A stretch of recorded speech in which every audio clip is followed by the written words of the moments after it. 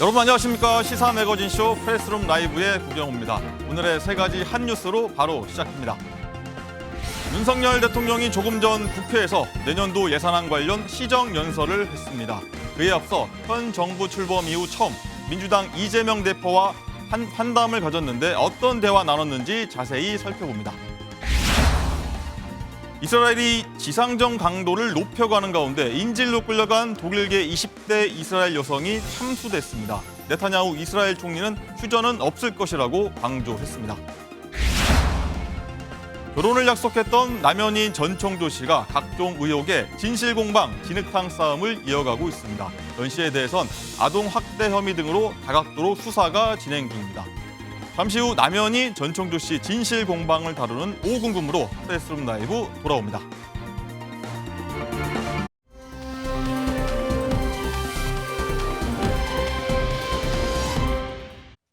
네, 프레스룸 라이브는 유튜브로도 함께 시청할 수 있으니까요. 댓글로 의견 많이 남겨주시기 바랍니다.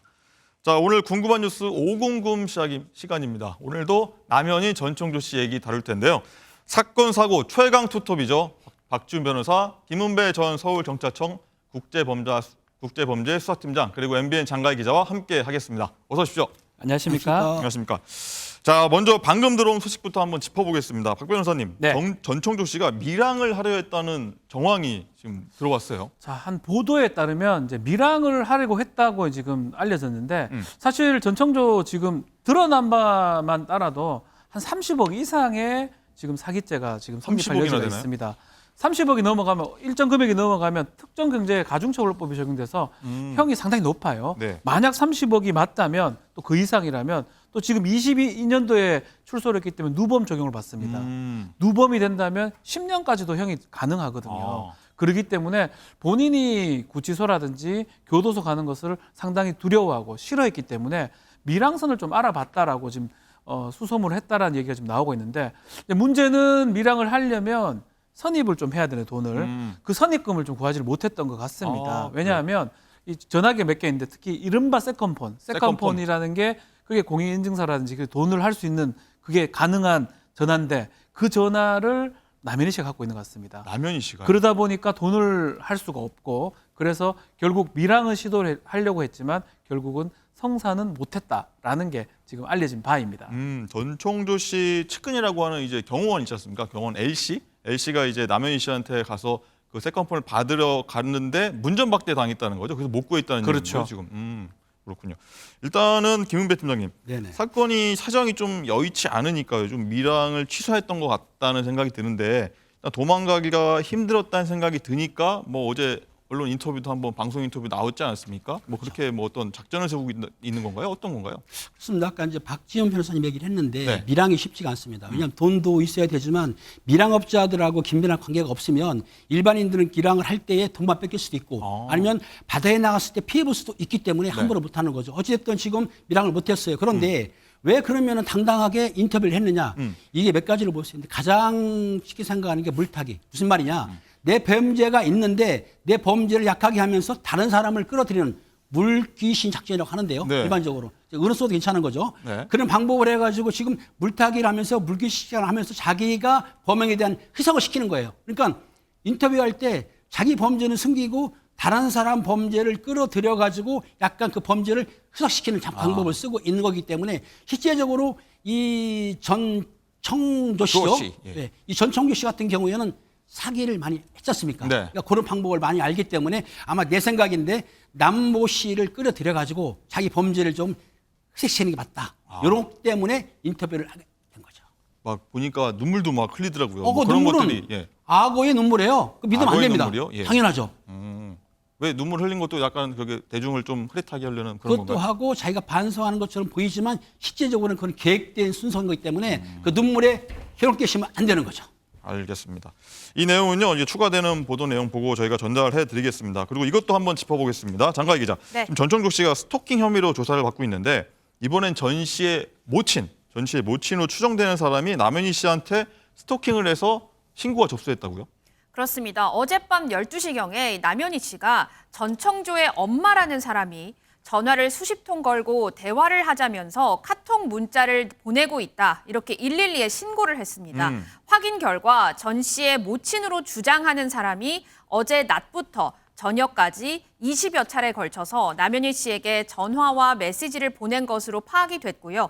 경찰은 통신 수사를 통해서 남현희 씨에게 실제 연락을 한 사람이 정말 어머니인지 전청조 씨의 어머니인지 확실하게 파악을 해서 스토킹 처벌법 적용도 검토할 예정입니다. 그런데 아직 여기서 끝난 게 아닙니다. 오늘 새벽에요. 또 오늘 새벽 3시 20분경에 남현희 씨와 친척 간의 금전 문제로 다툼이 벌어졌습니다. 남현희 씨 어머니 집 앞에서 남현희 씨와 남현희 씨의 사촌 A 씨가 고성이 오가는 일이 있었는데요. A 씨의 자녀와 전청조 씨의 경호원이 연인 사이라고 하는데 여기서 불거진 금전 문제로 인해서 이 남현희 씨의 사촌 A 씨가 좀 남현희 씨에게 찾아왔고 대화 과정에서 실랑이가 있었던 것으로 보이는데요. 네. 제가 방송 직전에 경찰과 통화를 했거든요. 네? 목소리 한번 들어보시죠. 돈 문제 때문에 간단하게 말이 나와가지고 그것 때문에 우리가 출동한 경찰관이 내려가서 다 중재해주고 다 이상 없이 다 해결해서 다 현지에서 다 해산시킨 상황이거든요. 뭐 몸싸움이나 이런 거는 없었고요. 그런 건 없었습니다. 네, 이제 뭐 전청조 씨뿐만 아니라 전청조 씨 주변 인물까지 막 다 나오고 있는 상황이라 누가 누군지 뭐 이제 정리도 안 되는 상황인데 아무튼요.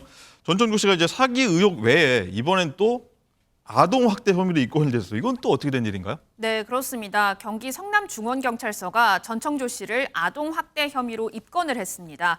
전 씨는 지난 8월 말에서 지난달 초 사이 남현희 씨의 조카인 중학교 2학년 A군을 성남시에 있는 남현희 씨 어머니 집에서 여러 차례 폭행한 혐의를 받고 있습니다. 중2 학생을요? 그렇습니다. 전청조 씨는 폭행 당시 골프채를 사용한 것으로 전해지고 있고요. 골프채를, 예. 네, A군의 부모, 그러니까 남현희 씨의 여동생 부부가 이 같은 학대 내용을 지난달 경찰과 지방자치단체에 신고를 했습니다. 경찰은 조만간 전청조 씨 불러서 조사할 계획입니다. 박준 변호사님. 예. 그런데 이 사건의 발단이요. 남현희 씨의 지나친 조카 사랑이었다고. 그렇죠. 아동 학대를 한 사람이 지금 전청조하고 등등의 아동 학대를 지금 했었고요. 네. 근데 왜 전청조하고 같이 조카가 살게 됐느냐 이 부분이 좀 문제가 되는데 남현희 씨가 이 조카 자기 여동생의 아들이죠. 조카를 상당히 좋아했던 걸로 보입니다. 네.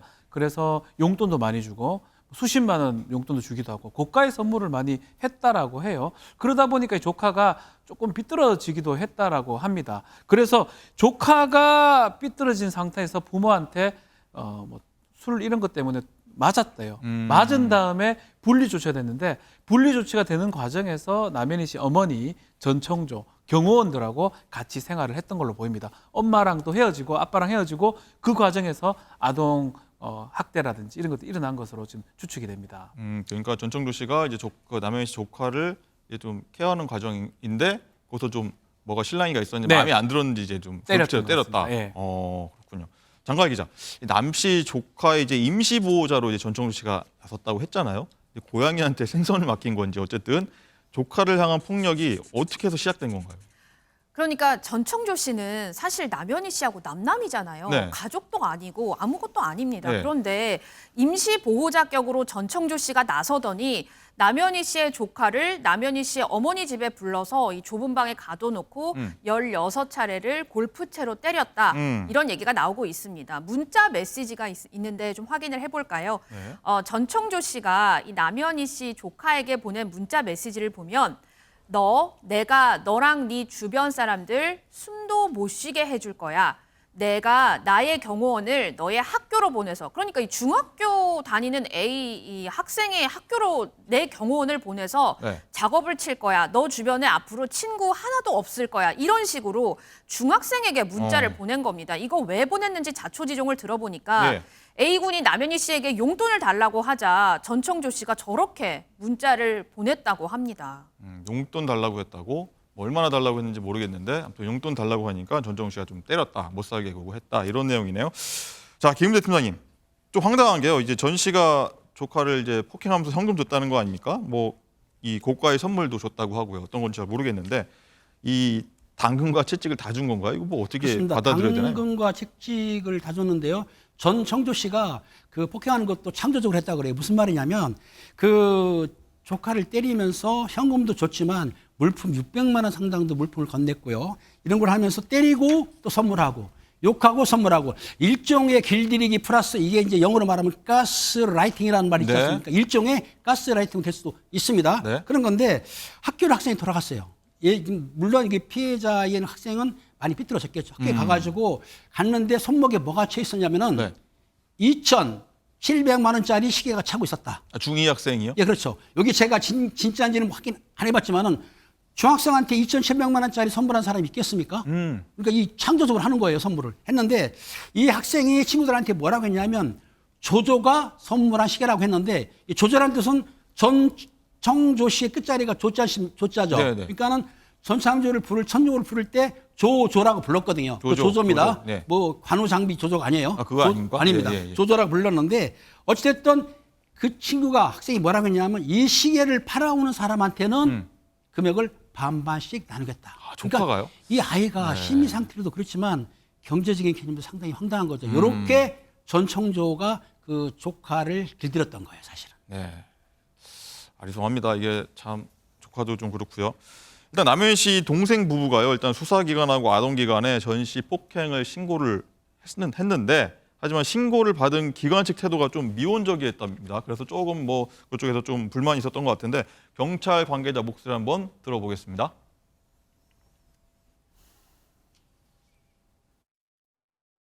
애가 그렇게 힘들어하는데 그쪽에 계속 있어도 되는 건지 염려가 돼서. 저희한테 계속 신고 들어왔었는데 이분 꼬이주고 하신 것 같아요. 외할머니나 이모는 뭐 위협이 안 되겠지만 그 외쪽으로 삼자가 지금 개입돼 있는 사람이 있단 말이에요. 그게 누군데요? 전청조라는 사람이라고 있어요. 근데 지금 그 사람이 집에 있어요? 지금 그 사람은 현장에 없었잖아요. 저희가 분리해가지고 얘기를 했는데 전혀 그런 모습이 안 보이니까 저희는 돌아온 거죠. 예, 지금 언론 보도를 보면은 지난달에 경찰이 이제 아동보호기관으로부터 신고를 접수했다고 하는데 박준 변호사님 이게 왜 지금 알려진 건지 좀 의아한데요. 좀 시간적 간격이 좀 선후가 좀 이상하긴 한데 사실은 전청조 씨는 이미 남현희 씨 스토킹 혐의로 경찰에 조사를 받은 바가 있고요. 네. 그 당시 다른 범죄가 없어서 석방이 됐었는데 만약에 이게 사실 있었다면 당시 전과조회 같은 걸 해보거든요. 아니면 네. 입건이 됐으면 입건을 하긴 했을 건데 아마도 이게 정확하게 확인은 안 되고 있는데 직후에 아마 아동학대도 드러난 걸로 보입니다. 경찰이 그 이전에는 파악을 못했던 걸로 생각이 들고 어쨌든 간에 좀 미온적으로 좀 대처를 했던 걸로 보이고 스토킹만 있기 때문에 다른 범죄가 확인 안 됐기 때문에 당시 석방이 됐는데 이제 이번에 다시 불러 조사할 때는 스토킹 또 아동학대 더 나아가서 사기 등등 많은 것을 조사를 해야 될 것 같습니다. 김 팀장님, 이제 전청조 씨가 이제 폭행 그리고 아동학대 이런 것들이 진짜 사실로 밝혀진다면 전 씨는 좀 어떤 처벌을 받게 되나요? 전 씨가 지금 말 들어보면은 골프채로 때렸다고 합니다. 예. 골프채라는 건 사실은 그 특수폭행죄인데 왜냐하면 특수폭행은 여러 사람이 때리거나 아니면은 위험한 물건인데 골프채도 위험한 물건을 볼 수가 있지 않습니까? 그렇죠. 특수폭행을 했다고 한다면 5년 이하의 징역이나 1,000만 원 이하의 벌금을 처할 수 있기 때문에 이것만 가지고도 증형을 받을 기는 있는데 과연 전청조 씨가 때렸다는 것에 대해서 확보를 했는지는 두고 봐야 될 것 같아요. 그렇군요. 아무튼 이건 또 지켜보겠습니다. 장가희 기자, 그리고 매일 전 씨에 대한 이제 새로운 뭐 의혹이 파도 계속 나오지 않습니까? 네. 이번엔 좀 더 심각한 의혹이 제기됐는데 어떤 내용인가요? 충북 제천에서 전청조 씨가 학생을 감금하고 협박했다 이런 의혹이 또 있거든요. 감금 폭행. 네, 그렇습니다. 남현희 씨가 운영하는 이 펜싱 학원에서 한 남성 코치에게 중학생 한 명은 7개월간 성폭행을 당했고요. 또 고교생 한 명은 강제 추행을 당하는 일이 있었습니다. 네. 이걸 안 부모님이 경찰에 신고를 하자 전청조 씨가 이렇게 일을 저지른 것으로 보이는데 지난 6월 말부터 7월 초까지 여기 제천에서 전국 남녀 펜싱 선수권 대회가 있었거든요.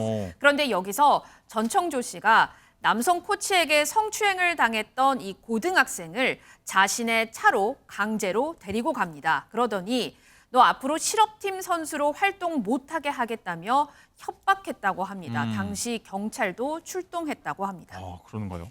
아니 박준 변호사님, 예. 이 대회 아닙니까? 대회면 뭐 대회 관계자도 많고 뭐 학부모들도 많고 많았을 텐데 많은 사람들이 보고 있었을 텐데 전 씨가 이걸 그냥 저질렀다는 거네요.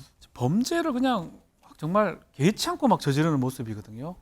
아이한테 골프채로 때리기 뭐 그냥 아직 확인은 안 되고 있지만 네네. 주장에 따르면 더더군다나 이 대회가 지금 열리고 있고 많은 사람 보는 데서 거기서 그 학생들을 감금하고 협박하고 글쎄요. 이거 다른 더 큰 범죄가 두려웠는지 아니면 범죄에 대해서 개의치 않는 건지 뭐 둘 중에 하나 같습니다. 상당히 이 범죄하는 거에 대해서 별로 뭐 신경을 안 쓰는 것 같습니다. 그러다 보니까 지금 뭐 계속적으로 지금 얘기들이 나오고 있는데 심각한 범죄들이 한두 개가 아닌 것 같습니다.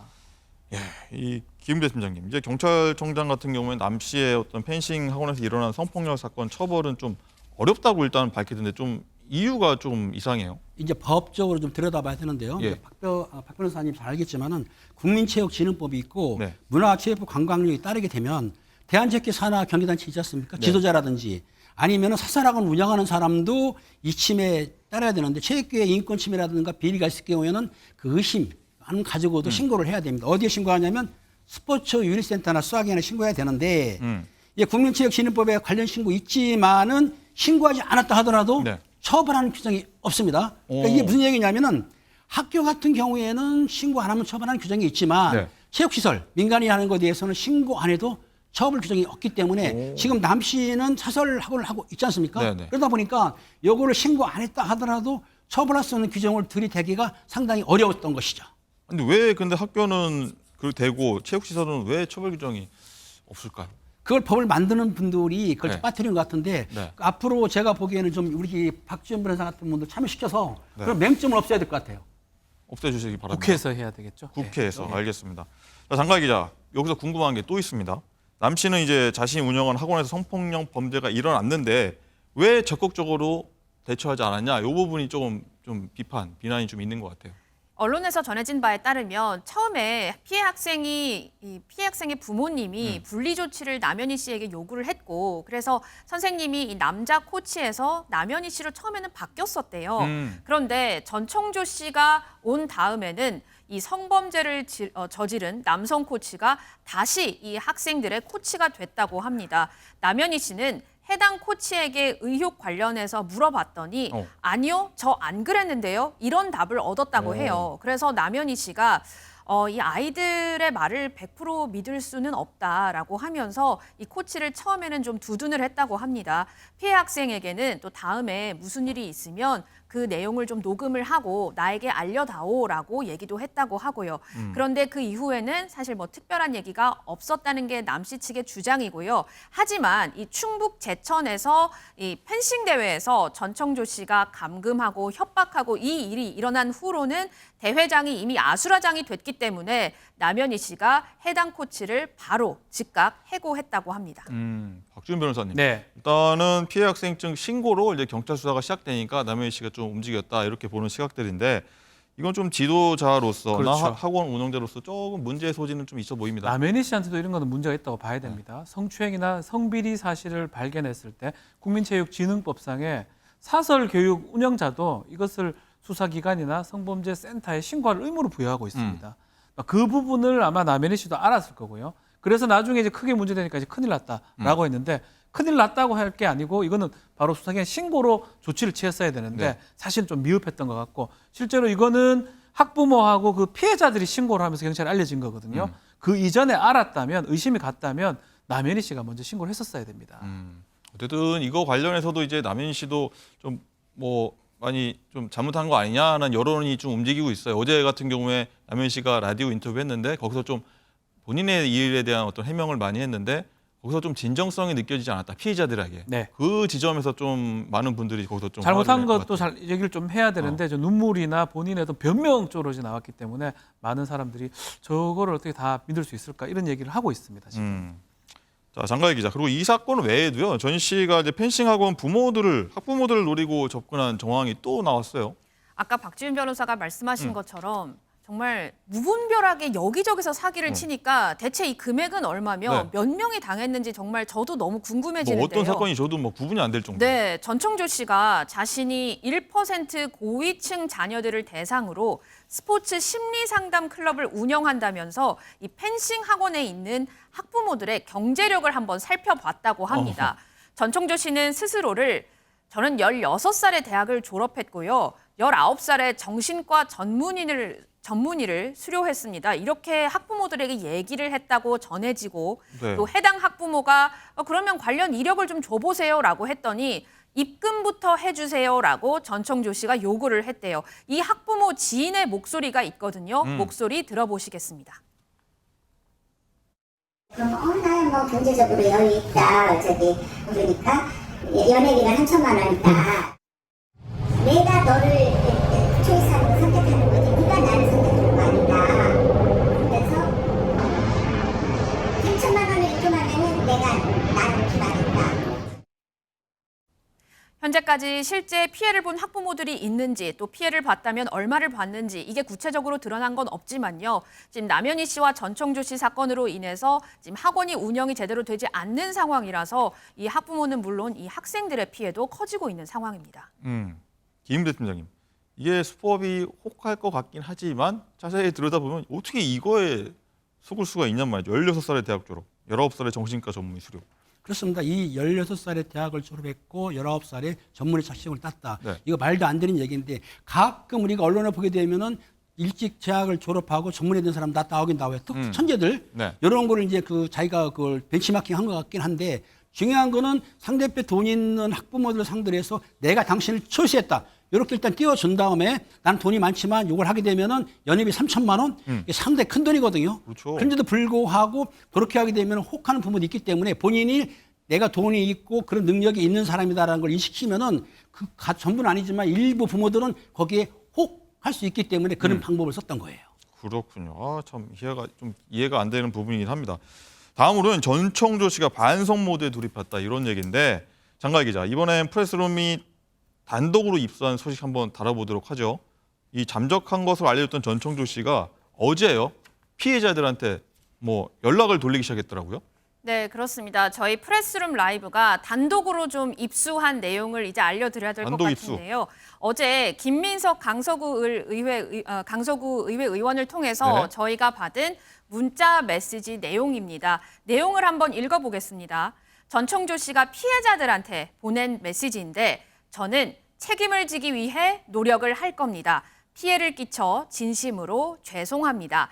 인터뷰와 경찰분과의 이야기 등으로 저는 많은 생각을 했고 어떠한 부분에도 책임을 지겠습니다. 절대적으로 약속하겠습니다. 라고 되어 있어요. 이게 어제 아침에 전청조 씨가 피해자들에게 보낸 문자거든요. 이 자신이 생각했을 때 좀 책임을 져야겠다 싶은 사람들에게 단체로 문자를 보낸 것으로 추정이 되는데 뭐 실제로 책임을 질지 말지는 아직 모르는 상황이죠.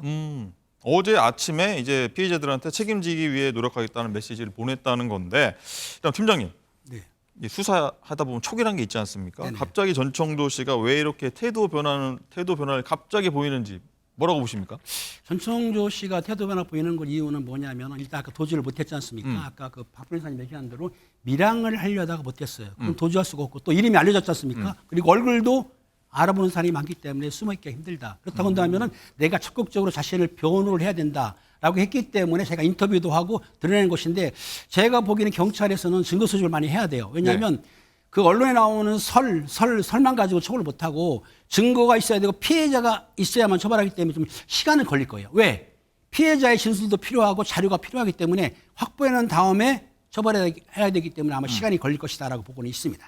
일단 앞에 전해드렸던 밀항 이거는 언론사 보도입니다. 네. 이거 확인을 한번 거쳐야 되는 상황이긴 합니다. 그리고 장가 기자, 일단 지금 피해자 입장도 조금 이상한 부분이 있더라고요. 피해자가 본인이 특정될까 봐 이 삭제한 메시지가 저희 내용이 있지 않습니까? 네. 일단은 피해자가 오히려 전 씨한테 좀 이렇게 쩔쩔매는 이런 지금 분위기라면서요. 희한하게 거꾸로. 그렇습니다. 지금 피해자들의 입장이요. 사실 피해를 본 금액도 굉장히 크고 또 피해를 본 사람이 계속해서 나오고 있잖아요. 그러니까 피해자들의 입장은 그런 것 같아요. 워낙 나 말고 다른 사람도 피해를 많이 봤으니까 일단은 나만이라도 좀 보상을 받고 싶다. 나라도 좀 먼저 보상을 받으면 안 될까? 이런 마음이어서 오히려 전청조 씨의 기분이 괜찮은지를 묻고 심기를 좀 거스르지 않으려고 오히려 절절매고 있다고 합니다. 제가 여러 피해자들과 직접 소통을 지금 하고 있는 그 김민석 의원에게 좀 전해 들었고 저희가 메시지도 많이 확보를 해놓은 상태인데 이 피해 금액이 아니라도 좀 이자라도 받고 싶은 마음에 내 돈 내놔 이렇게 하지도 못하고 오히려 전청조 씨의 눈치를 보는 상황이 되고 있는 그런 모습입니다. 그렇군요. 박주민 변호사님, 이 피해자들 정말 뭐 속이 타들어갈 것 같은데 이런 태도는 어떻게 보십니까? 제가 좀 많은 사기 사건도 하고 했는데 참 전청조의 어떤 범행이라든지 이런 것도 사실 납득하기는 어렵습니다. 본인의 이름을 공개를 하기도 하고 본명으로 하기도 하고 결혼을 알리는 바람에 이렇게 난리 난 거 아니겠습니까? 본래 범죄가 있다면 안 알리죠. 가명을 하거나 얼굴을 가리는 게 일반적인데 본인의 이름을 대놓고 말도 안 되는 행동을 하는데 피해자들도 또 이런 행동을 하는 겁니다. 아마 추측할 수 있는 부분은 지금 단계까지는 뭔가 전청조한테 받을 게 있다고 지금 피해자를 믿고 있는 것 같습니다. 그렇지만 받을 게 없고 더 이상 가능성이 없다면 180도 돌변할 겁니다. 지금까지는 뭔가 나라도 얼마큼은 받아야 되겠다. 이럴 때까지는 이게 가능한데 그게 안 된다고 봤을 때는 돌변할 거고 전청조가 그만큼 저는 뭐 이게 납득이 안 가는데 크게 신뢰를 줬던 것 같아요. 말을 잘하든지 아니면 뭐 정말 본인이 믿음을 갖고 했던 건지 몰라도 피해자들은 그 돈이 많고 뭔가 있을 거라고 계속 믿는 것 같습니다. 납득이 어렵습니다. 피해자들 어쨌든 잘 해결되길 일단 예. 바라겠고요. 자, 장가 기자, 어제 오늘 뜨겁게 달군 소식 한번 다뤄보겠습니다. 전청조 씨가 드디어 한 방송의 모습을 드러냈어요. 네, 그렇습니다. 어제 전청조 씨가 한 프로그램과 인터뷰를 했는데요. 전청조 씨가 인터뷰에서 자신은 할머니와 자랐고 7살 때부터 아빠가 없었던 것으로 기억한다면서 자신이 P그룹의 혼외자인 점, 재벌 3세인 점에 대해서 부인을 했습니다. 혼외자가 아님을 시인을 한 거죠. 그런데 여기서 좀 중요한 내용이 나옵니다. 남현희 씨가 애초에 지난 2월부터 전청조 씨의 정체를 알고 있었다. 이렇게 전청조 씨가 언급을 했거든요. 이미 남현희 씨가 자신이 재벌 3세가 아님을 알아채서 모두 전청조 씨가 다 털어놨대요. 그럼에도 불구하고 남현희 씨는 자신과 만남을 가졌다. 이렇게 주장을 했습니다. 전 씨가 지난 1월부터 남 씨가 자신의 정체를 알았다. 그런데 남 씨는 최근에서 알게 됐다. 이렇게 주장하고 있는 내용인데 어쨌든 여기서부터 두 사람의 주장이 좀 엇갈리기 시작하는데요. 우선 여기서 남현희 씨 발언 한번 듣고 오겠습니다. 전청조의 세컨폰이 있는데요. 그 폰에서 발견했어요. 아, 그럼 최근 아신 네, 거예요? 최근에 알았어요. 그 내용을? 네. 아. 그래서 혼자 1인 2역을 하고 있었구나를 알게 됐어요. 아까 그 나왔던 밀항할 때 실패했던 그 세컨폰 얘기가 좀 네. 나오긴 했습니다. 박준 변호사님, 우선 첫 번째 남현희 씨는 전청조 씨가 재벌 3세가 아니라는 걸 언제 알게 됐나? 이 시기가 굉장히 중요한 것 같아요. 매우 중요합니다. 네. 지금 피해 금액은 지금까지 35억이고요. 저는 뭐 더 될 거라고 생각이 듭니다. 피해자가 매우 많을 겁니다. 그 상황에서 남현희 씨가 지난 2월에 이 전청조의 어떤 실체를 알았다면 공범 내지 방조범이 될 가능성이 매우 높고요. 또 본인이 지금 얻었던 이익 다 범죄 수익이 될 수가 있습니다. 추징의 대상이 될 가능성도 있습니다. 네. 근데 만약 또 남현희 씨 주장에 따르면 23일 날 잡지 인터뷰를 하고 그 이후에 세상에 알려지면서 재벌이 아닌 걸 알게 됐다. 이렇게 되면 남현희 씨한테 책임을 묻기는 사실 어렵게 되겠죠.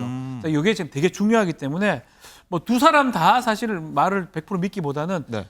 명확한 증거가 좀 필요하지 않을까. 근데 뭐 남현희 씨 입장에서도 이해가 될 수 있는 부분이 만약에 문제가 된다면 이거를 잡지 인터뷰를 해서 낼 이유는 사실 없는 거거든요. 그렇죠. 본인도 지금 문제가 되기 때문에 그런 측면에서는 남현희 씨 말이 좀 더 맞아 보이고 또 한편으로는 뭔가 남현희 씨 하는 얘기도 납득하기가 어렵습니다. 그렇죠. 뭐 임신 테스트기라든지 뭐 어떤 고안 뭐 이런 얘기 있는데 다들 좀 납득하기 어려운 얘기가 있기 때문에 네. 이거는 조금 더 좀 살펴봐야 될 것 같습니다. 일단 법적 다툼 연두가 좀 둔 것 같고 그다음에 또 공모관계, 둘 간의 공모관계가 얽혀 있다. 남현희 씨도 네. 범죄가 될 수가 있습니다. 아. 매우 중요한 상황입니다. 이거는. 알겠습니다. 그리고 장관 얘기자.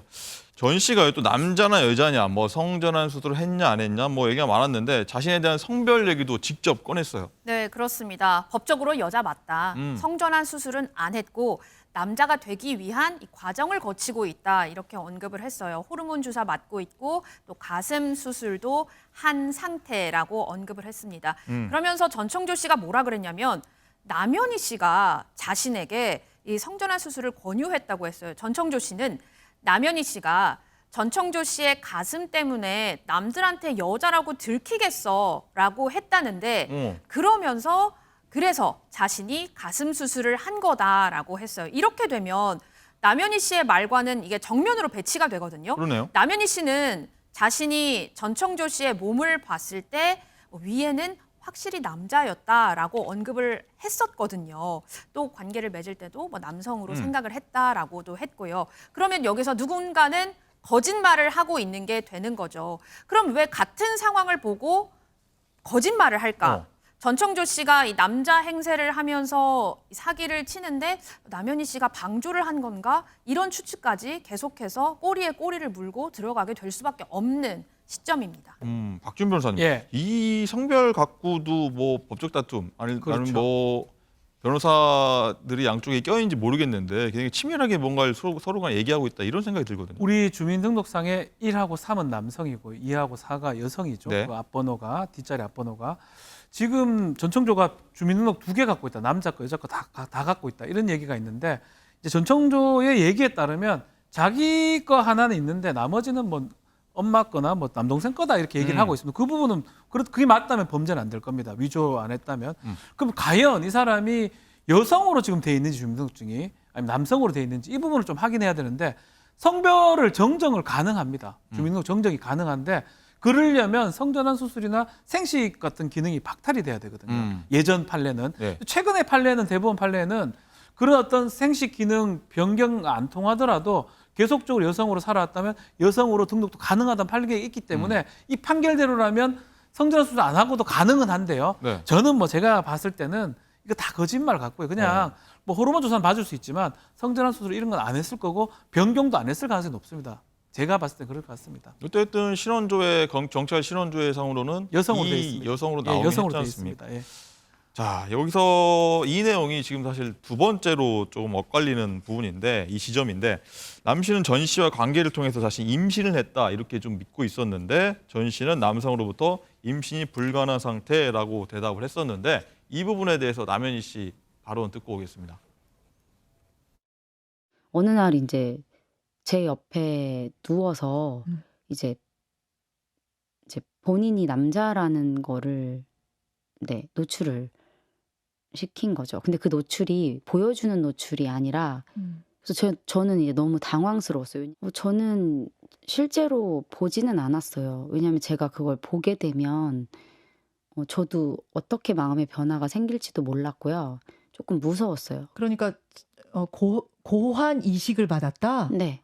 그래서 저는 이것 또한 불가능한 거라고 느꼈지만 또 다른 한편으로는 그래도 대기업이니까 뭔가 그런 그렇게 가능할 수 있겠구나. 의학적으로 그런 부분에 더 할 수 있지 않았을까. 저는 아이를 낳고 싶어는 했어요. 네. 그런데 이제 전청조를 만나게 된 거고 또 전청조 또한 아이를 낳고 싶다. 파라다이스에 뭐 물려주고 자식을 물려주고 싶다. 근데 지금 알고 보니까 이제 여자였던 거니까 그리고 임신이 아니었던 거니까. 이 남 씨 주장은 전 씨가 생식기 일부를 이식받았다라고 알았다는 거고 또 그러면서 또 본인은 임신을 믿었다고 하는 건데 임 팀장님 어떻게 들으셨습니까? 저는 처음에 저기 나왔을 때 거짓이라고 믿었어요. 왜냐하면 전청조 씨를 볼 때에 생식기를 이식받은 사람이 아닐 것 같고 중요한 거는 남현희 씨가 결혼을 했고 아이를 낳은 사람이지 않습니까? 그럼 만약에 젠더 수술, 즉 생식기 이식받았다 하더라도 아이 임신은 안 되는 거는 기본적으로 알고 있거든요. 그렇죠. 그러니까 일반 그 시민들이 보는 거는 황당하게 생각하는 거예요. 어떻게 결혼까지 하고 아이 낳은 사람이 생식기를 이식받았다 하더라도 임신까지 했다는 걸 믿을 수가 있냐. 황당하다 하기 때문에 어찌됐든 남현희 씨는 저렇게 주장하고 있지 않습니까? 그렇다고 한다면은 남현희 씨의 말이 사실이라고 가정을 할 때에 전청조가 정말 남현희 씨를 완전히 가스라이팅했다고 볼 수가 있는 믿게 하게끔 한 정도면은 상당히 달변이기도 하지만은 신뢰를 줬던 것이죠. 일단 남현희 씨한테는.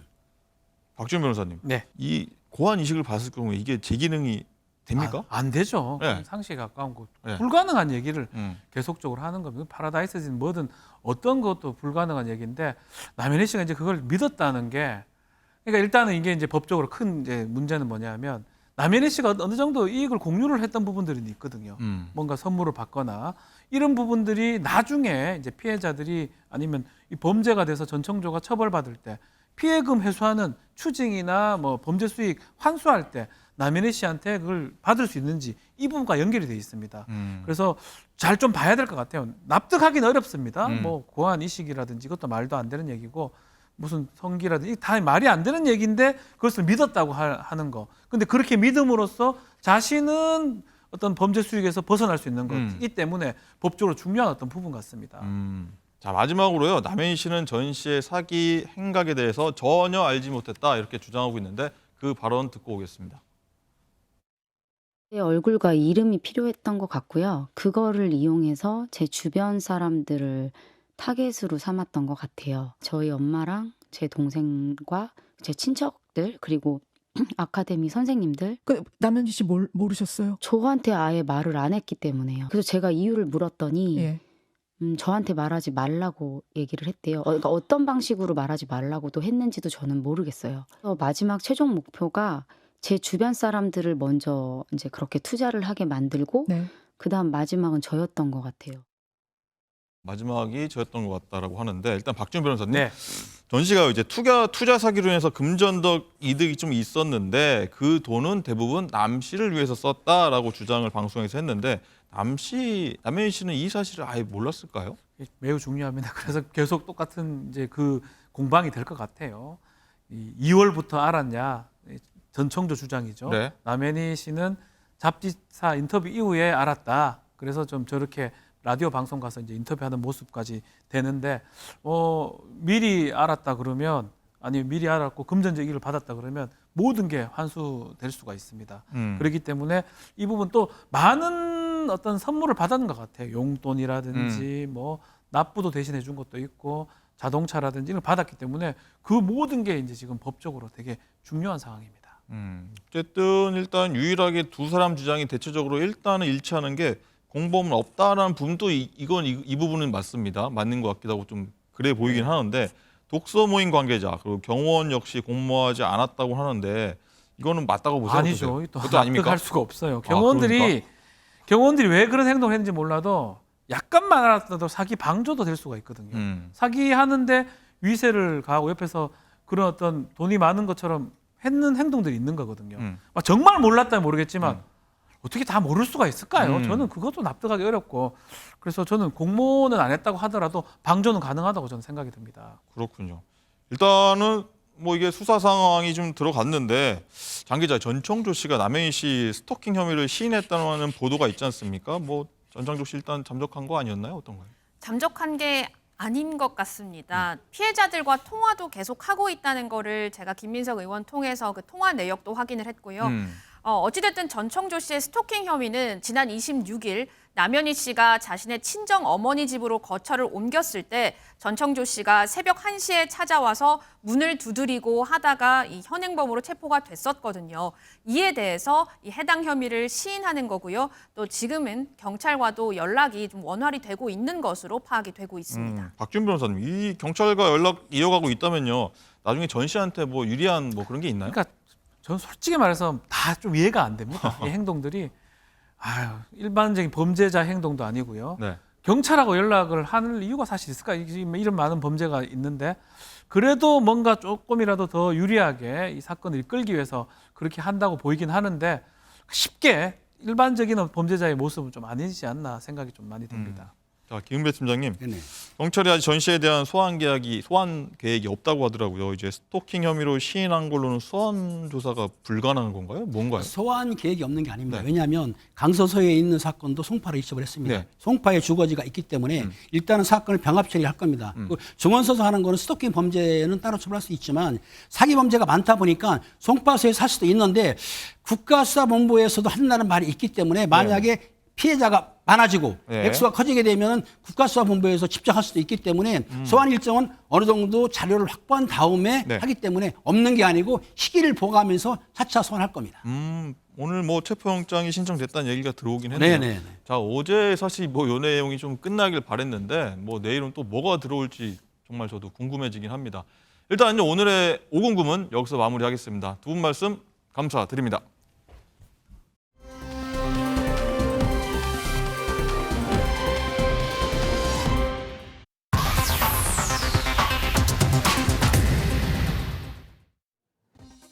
프레스룸 라이브 픽의 김유진입니다. 먼저 첫 번째 픽입니다. 진짜 부자들은 명품을 입어도 티 안 나는 옷 입는다고 하잖아요. 마찬가지입니다. 진짜 힘 있는 사람은 이런 식으로 자기를 드러내지 않습니다. 최근 온라인 커뮤니티를 통해 공개된 영상인데요. 이곳은 경기도 오산의 한 호텔. 새벽 시간 찾아온 손님이 요금이 비싸다며 행패를 부리기 시작합니다. 자기가 바본 줄 아느냐? 나 이 지역 건달이다라고 엄포를 놨는데요. 그리곤 카운터에 아크릴판을 주먹으로 치고 요금 7만 원이 비싸다면서 5만 원권 다발을 던지는가 하면 장사 못하게 하겠다며 카운터에서 담배까지 피웠습니다. 피해 직원은 충격으로 정신과 상담을 받았다는데요. 이어 경찰에 사건 접수를 했다며 돈이 얼마나 많아 그러는지 모르겠지만 절대 합의는 없다고 밝혔습니다. 이번엔 10대 여학생을 상대로 무자비한 폭행을 저지른 50대 남성 얘기입니다. 이 남성, 길 가던 여학생에게 둔기를 휘두르고 마구 때려 쓰러뜨린 후 학생이 메고 있던 가방끈으로 목을 조르기까지 했는데요. 통화 중이었던 여학생이 하는 말이 자신에게 하는 말인 줄 알았고 비우는 것 같았다는 게 이유였습니다. 길 한복판에서 벌어진 일이었지만 일부 시민은 보고도 그냥 지나쳤고 이후 한 남성이 나서고 나서야 8분간 이어진 폭행을 멈출 수 있었는데요. 가해 남성은 음주 상태는 아니었다고 하는데 물론 술을 마셨다고 이해해줄 생각 초도 없지만 말입니다. 미국의 한 고급 리조트에 예상치 못한 손님이 찾아왔습니다. 그런데 이 손님, 로비가 아니고 주방을 통해서 들어왔는데요. 주방에서 이상한 소리가 난다는 신고를 받고 주변을 살펴보던 경비원, 그 소리를 낸 정체를 맞닥뜨리게 되는데 다름 아닌 흑곰이었습니다. 잠시 대치하던 둘, 하지만 흑곰의 한 방에 경비원은 저 멀리 나가 떨어지는데요. 찰과상을 입은 경비원은 병원에서 치료를 받았다고 하고요. 안타깝게도 곰은 당국의 방침에 따라 안락사된 것으로 전해졌습니다. 지금까지 라이브 픽이었습니다.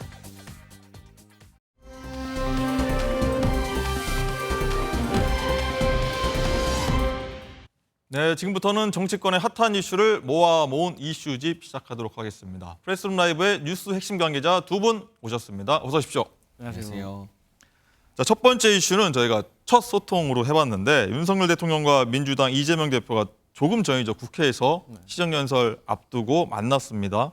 장희찬 최고 어떤 얘기 들어왔는지 알 수 있을까요? 방금 전 막 시정연설이 끝났기 때문에 환담 내용에 대해서는 아주 구체적인 것은 알려지지 않았고요. 다만 뭐 시간이 그렇게 긴 편은 아니었습니다. 다른 오부 요인들도 있었고 여야 지도자가 함께 있었기 때문에 얼마 만났죠?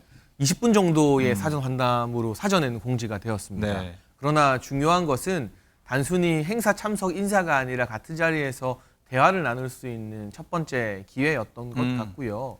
비록 짧은 시간이었지만 또 공간의 한계가 있었지만 이런 사전 환담을 통해서 이 대통령의 또 정부가 추진하는 이 국가 예산에 대한 야당의 이해가 조금 깊어지면 어떨까 하는 기대를 저희는 가지고 있고 야당 입장에서도 이재명 대표가 뭔가 이야기는 하셨겠죠. 두세 가지는 불가능해도 한 가지 정도 야당이 핵심적으로 전달하고픈 부분에 대해서는 말씀이 있으셨을 것 같은데 그 부분이 무엇일지 뭐 최근에 논란이 되고 있는 방송법이나 노란봉투법일지 아니면 예산과 관련된 어떠한 사항일지 그게 무엇인지 알려지고 나서 정부에서 받아들이는지 등등 앞으로 지켜볼 여지가 많이 남아 있는 것 같습니다. 현 정부 들어 첫 만남이었습니다. 사실상. 자, 강성필 대변인. 오부 요인도 있었고 여야 지도부 다 있어서 사실 뭐 여러 분이 계시기 때문에 뭐 깊이 있는 대화는 사실 못 녹았을 것 같긴 한데 민주당에선 오늘 이번 회동 만남 어떻게 보십니까? 결국 돌고 돌아서 오다 가다 서서 만나다 드디어 앉아서 만났습니다. 이제 앉아서 만났으니까 다음번에는 따로 약속을 정해서 만나서 민생을 논의하는 모습을 국민들께 보여드리면 얼마나 국민들이 흐뭇해하실까 그런 기대를 한번 해보고요. 이 예산안이라는 것은 국회에서 만들어진 그 법안이 있었을 때 그 법안에 대한 대통령이 거부권을 행사할 수 있지 않습니까? 하지만 이 예산안은 좀 다릅니다. 왜냐하면 대통령의 그 국정 과제를 정책으로 풀어내야 되는데 이 정책은 반드시 예산이 수반되지 않고서는 실현할 수가 없는 면이 있기 때문입니다. 그렇기 때문에 이번만큼은 여당과 야당 그리고 대통령실이 머리를 맞대고 협치에 나설 걸로 보여지는데 하여튼 내년도 예산안을 촘촘히 잘 짜서 내년에 국민의 삶을 조금이라도 덜어드렸으면 힘든 삶을 덜어드렸으면 좋겠다 이런 말씀드리겠습니다. 그렇군요. 그리고 일단은 저기 들어갈 때 국회에 들어갈 때 일단 여야가 신사협정이라는 걸 맺지 않았었습니까? 고성 그 피켓 반대 피켓 들지 않기로. 근데 민주당 의원들이 이제 침묵하면서 피켓은 들었는데 장희찬 최고는 이 모습 어떻게 보셨습니까? 근데 이왕 신사협정을 했다면 끝까지 신사다운 모습 보여주는 게 어땠을까 하는 아쉬움은 남고요. 다만 이제 시정연설이 진행되는 국회 본관 내부에서는 뭐 이 신사 합의가 잘 지켜졌는지 한번 봐야 되겠습니다. 그러나 야당이 정부를 대상으로 비판할 공간 그리고 예산안 협의 과정에서 본인들의 주장을 말할 시간과 공간의 여유가 충분합니다.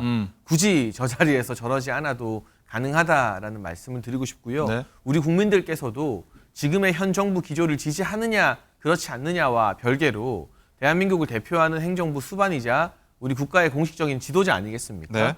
국회에 모처럼 와서 연설을 할 때는 서로 간의 예의를 지키고 존중하는 모습을 보고 싶어 하실 거라고 생각합니다. 네. 그리고 강성필 대변인. 네, 윤 대통령이 다른 얘기인데 윤 대통령이 이제 국회 연단으로 내려갈 때 국민의힘 쪽으로 안 가고 민주당 쪽으로 내려갔어요. 거기서 또 민주당 의원 몇몇하고 악수도 했고 뭐 거절한 분도 계시고 뭐 이런 거 어떻게 보셨습니까? 저는 윤석열 대통령이 지난 강서 보궐선거 패배 이후 변화된 모습을 좀 보이려고 하는구나라고 긍정적으로 평가합니다. 그리고 그런 부분에 있어서 야당 대표 의원들이 악수를 조금 거절하는 것은 조금 아쉬운 부분이 있었다. 왜냐하면 어쨌든 윤석열 대통령으로서는 얼마나 큰 용기와 결단이겠습니까? 그리고 국민들이 보고 있거든요. 그리고 여당이 야당되고 야당이 여당된다는 말이 있습니다. 그리고 나중에 민주당이 집권을 했을 때 우리의 대통령이 다른 야당에게 그런 모습을 받는다면 기분이 썩 좋지 않을 거기 때문에 이런 모습은 좀 더 성숙한 민주당이 됐으면 좋겠다 말씀드리겠습니다. 알겠습니다. 첫 소통, 첫 이슈는 이렇게 마무리해보고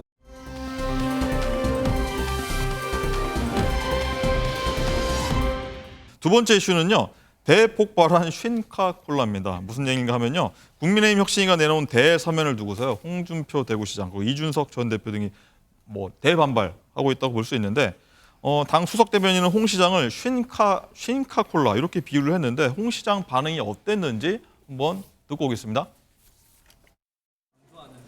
사멸이라는 것은 죄 지은 자를 용서해 주는 대통령의 권한입니다. 단순히 징계 취소해버리면 될 걸. 그걸 대사면 운운하고 내가 이 당을 30년을 지켜온 사람입니다. 나왔다 들어갔다 하는 그 지류지천에 실개천이 아니고 나는 본류입니다. 댓글에 보니까 홍카콜라인 줄 알았는데 쉰카콜라구나라는 글이 있었어요. 수해가 엄청 심했던 상황에서 골프를 쳤던 거를 아무 문제도 없다고 생각을 하시는 건지. 수석 대변인이 좀 거친 말로 비판을 했는데 무슨 애들하고 싸우지 않습니다. 네, 애들하고 싸지 않겠다 뭐 이런 얘기를 했는데 어제 국회에서 나온 영상입니다. 일괄 대사면 문제로 국민의힘이 시끌시끌합니다. 대사면 얘기에 홍 시장의 대폭발 이렇게도 볼 수 있는데 장희찬 최고 어떻게 보셨어요? 일단 저희 국민의힘이 정부 여당 일원이라면 지휘고와 막론하고 좀 낮고 겸허한 모습을 국민들께 보여드릴 필요가 있다고 생각을 합니다.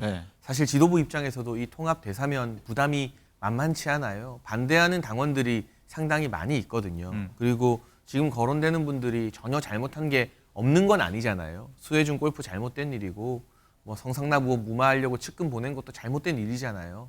그럼에도 불구하고 당의 통합을 위해서 힘을 모으자고 이뇨한 위원장이 대승적 결단을 내렸는데 대상되는 분들이 이렇게 반발하면서 당을 향해서 막말에 가까운 비판을 쏟아내는 것 전혀 옳은 모습이 아니고요. 통 큰 정치의 모습을 우리 모두가 보여줬으면 좋겠습니다.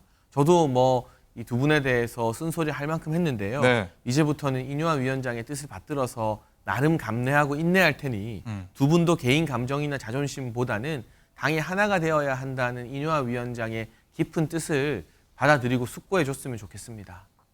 애들과 안 싸워. 요거는 어떤 의미인가요? 아무래도 홍준표 대구시장 정치 경력이 워낙 화려하시니까요. 네. 당대표도 하셨고 대선 주자까지 하셨으니까 우리 당 이제 수석 최고위원 초선 의원의 말에 대해서 어떻게 생각하느냐는 기자분의 질문에 애들과 안 싸운다라고 하신 건데요. 홍 시장님이 정치 대선배입니다. 맞습니다. 저희가 그래서 존경하고 존중합니다. 다만 그에 걸맞는 좀 통이 큰 모습, 우리 당과 정부 전체를 생각하는 모습을 한 번 더 고민해 주십사 부탁을 드리고 싶습니다. 또 홍 시장은 징계 취소하든 말든 상관없다. 연연하지 않겠다라고 했지만 친윤들 내년 선거 어떻게 치는지 지켜볼 거다. 이렇게 얘기한 다음에 또 글을 썼다 또 지웠어요. 이런 거 보면 좀 연연하고 있다. 뭐 이런 시각도 있는데 어떻게 보세요? 뭐 이제 화가 많이 나신 것 네. 같아요. 그런데 다음 총선은요. 친윤의 선거가 아닙니다. 국민의힘과 윤석열 정부가 일을 할 수 있느냐 없느냐가 달린 선거이고 그 결과에 따라 홍준표 시장이 맡고 있는 대구시에도 많은 영향을 끼칠 수밖에 없습니다. 네. 우리가 지방자치단체가 추진하는 여러 정책이나 사업을 밀어주기 위해서는 정부와 여당이 힘이 있어야 하거든요. 그러니까 이게 내 선거가 아니라 남의 선거다라는 생각은 바꿔주셔야 될 것 같다라는 말씀을 드리고 싶습니다. 이준석 전 대표한테는 제발 어른스러운 정치를 하자. 뭐 이렇게 얘기를 했던데 거기에 대해서 좀 할 말이 좀 있으실 것 같아요. 뭐 말씀드린 그대로예요. 이 전 대표가 이제 나이 40 먹은 사람을 애 취급하는 게 문제라고 하셨는데 지금 우리 국민들이 보기에 누가 아이 같은 정치를 하고 있습니까? 뭐 예를 들면 사면을 고지고대로 받아들이지 않아도 그냥 점잖게 한두 번 입장을 발표하면 그만인 것을 지속적으로 이로 인해서 또 다른 분란과 분열을 만들어내는 게 계속 나오고 있어요. 네, 정말 어린아이 같은 모습이 아닐까 싶어서요. 제가 비유를 들었지만 애꿎은 어린아이들한테 좀 미안해지는데요. 네. 우리가 이 물리적 나이가 중요한 것도 정치적 경력이 중요한 것도 아니라 지금 국민들께 얼마나 품이 넓고 그릇이 깊은 모습을 보여주느냐가 애와 어른을 가르는 척도이지 않을까 싶어서 다 함께 어른스러운 정치를 하자라는 말씀을 드렸고 저도 이제 이준석 전 대표 비판하는 것 좀 그만하고 싶습니다. 좀 지겹기도 하고 지루하기도 하거든요. 많이 들었습니다. 네, 여당으로서 할 일이 정말 많은데 이 전 대표도 지금은 당원 신분이지만 본인의 영향력을 이용해서 뭐 노원구 발전이나 여러 정책과 관련한 대안, 제언들 많이 이야기할 수 있을 겁니다. 그런 부분에 우리가 각자의 역량을 투입하고 서로 정책 성과로 경쟁을 해야 되지 않겠습니까? 네, 강성필 대변인도 하실 말씀 있으실 것 같아요. 오래 쉬셨는데. 아니 뭐 다른 당의 이야기를 제가 한다는 게 좀 조심스럽지만 한 가지만 말씀을 드리면 인류한 혁신위원장이 네. 당내 통합을 강조하면서 당내 분란을 좀 수습하려고 하는데 저는 당의 대변인들이 좀 많이 안 도와주는 것 같아요. 왜냐하면 당의 대변인이 최근에도 뭐 이준석 대표가 나가면 뭐 3, 4% 오른다 이런 얘기를 하고 또 홍준표 시장을 향해서도 뭐 싱카콜라 얘기를 합니다. 그래도 두 분 다 역량의 차이는 있지만 당을 대표하던 분 아니겠습니까? 네. 근데 이런 분들을 또 당에서 대우를 해줘야지 이분들도 못 이긴 척하고 또 당의 화합에 합류할 수 있는데 아니 무슨 얘기 나올 때마다 그렇게 사사건건 그 언쟁을 벌이면 그게 어떻게 싸움이 끝나겠습니까? 그래서 이런 모습이 보기 안 좋다. 국민들이 보기에는 여당인데 여당이면은 사실 뭐 국정 운영에 매진을 하고 당 정쟁을 멈춰야 될 책임이 있는 정당인데 당내 분란이 이렇게 커지는 걸 보면 국민들이 실망스러워할 수 있다. 그래서 노력해야 된다. 이런 말씀 드리겠습니다. 알겠습니다. 장희찬 최고. 결국은 이런 뭐 반발이요. 신당 창당을 위한 뭐 탈당 명분 쌓기다. 뭐 이런 해석들이 나오고 있는데 신당 얘기가 나오는 이 전 대표 같은 경우에요. 윤 대통령한테 대한 신뢰가 좀 많이 깨졌다라고 그런 얘기를 많이 하는데 이 전 대표가 어떤 속내를 갖고 있을까요? 중요한 것은 이준석 전 대표가 대통령에 대한 신뢰가 깨진 것이 아니라 우리 국민과 당원들이 이준석 전 대표라는 정치인에게 보냈던 신뢰가 깨진 게 핵심적인 문제가 아닐까 싶습니다. 물론 국민의힘이 더 잘해야 되고 윤석열 정부도 변해야죠. 그것과 별개로 30대 당대표를 만들었던 우리 당의 다수 당원들이 지난 전당대회나 일련의 과정에서 이준석 전 대표와 그를 따르는 무리들에게 가혹하게 등을 돌렸다는 거. 여기서 반성의 어떤 실마리를 찾아내지 못한다면 영원히 그냥 비판자로밖에 머물지 못한다라는 진심 어린 충고를 좀 드리고 싶고요. 네. 이 전 대표가 생각하는 우리 정부나 국민의힘이 나아가야 할 길, 변화해야 될 길에 대해서 충분히 건강하게 말씀해 주신다면 귀를 기울여서 들을 준비는 되어 있다라는 이야기도 드리고 싶네요. 영남권 중진 험지 출마론 뭐 계속 나오고 있는데 김기현 대표 같은 경우에는 험지 출마론에 정식으로 해보면 말할 기회가 있을 거라고 얘기했는데 김기현 대표가 이 결단에 나설까요? 뭐 어떨까요? 장희찬 최고 어떻게 보십니까? 뭐 시간의 문제라고 생각을 해요. 시간의 예를 문제. 들면 험지에 출마한다 안 한다가 중요한 것이 아니라 당 대표에 거치는 총선 국면을 결정짓는 것이기 때문에 지금 일찍 섣부르게 꺼낼 만한 사안은 아닌 것 같습니다. 그런 정치적 타이밍도 고려해야 되고요. 그리고 김기현 대표는 이미 지난 의원총회에서 이번 총선 결과에 정치 생명을 걸겠다고 공언한 만큼 어떤 형식이 될지는 모르겠지만 본인 자리에 연연하진 않을 겁니다. 다만 김기현 대표가 본인이 구상한 시간표에서 어떤 결단을 내리기까지 저희가 존중하면서 기다려줄 필요도 있다고 생각을 합니다. 이런 김기현 대표 결단, 강성필 대변인께서는 어떻게 보십니까? 저는 그 김기현 대표님께 드리고 싶은 말씀이 하나 있습니다. 네. 정치인은 때가 왔을 때 죽어야 산다. 죽어야 산다? 네. 예를 들어서 지금 하태경 의원 같은 경우도 험지 출마를 한다고 해서 많은 이야기들이 있지 않습니까? 네. 하지만 결과적으로 공식적으로는 국민의힘 내부에서도 박수를 보내고 있습니다. 사정이야 어쨌든 간에. 김기현 대표는 이번에 혁신위를 출범시켰는데 혁신위가 실패하면 총선에서 참패할 가능성이 매우 크고 네. 총선에서 참패하게 되면 본인의 정치 생명이 끝납니다. 그렇기 때문에 이럴 때 먼저 타이밍에 맞춰서 먼저 본인께서 어떤 결단을 내려주셔야지 당내에 활기가 찰 거라고 생각을 하고 그게 결국에는 국민의힘 역사에 남는 거라고 생각을 합니다. 그래서 이럴 때 결단을 내리시는 것이 본인의 긴 정치 역정을 봤을 때 더 유리할 것이다. 이런 말씀을 드리고 싶습니다. 그렇군요. 예. 장희찬 최고 마지막으로 한번 여쭤볼게요. 일부 영남 의원들을 중심으로 TK 잡아놓은 고기 취급한다. 뭐 이년장은 뭐 낙동강으로 사과하라. 공개적인 목소리가 나왔는데 실현 가능성 어떻게 될지 한번 짧게 부탁드립니다. 저는 인요한 위원장의 발언에 TK나 영남 의원들이 반발할 타이밍은 아니다라는 말씀을 드리고 싶고요. 잡아놓은 고기 취급하고 소홀히 여기는 것이 아니라 그곳에서 많은 사랑과 혜택을 받은 분들에게 자발적인 희생과 헌신을 요구하는 것이거든요. 정치인들이 특히 기회를 받고 혜택을 받은 정치인들이 희생할 때 강성필 위원장님 말씀처럼 죽었다가 다시 살아나는 그런 드라마가 써지겠죠. 네. 알겠습니다. 오늘 여기까지 하겠습니다. 오늘 프레스룸 라이브 여기까지 하겠고요.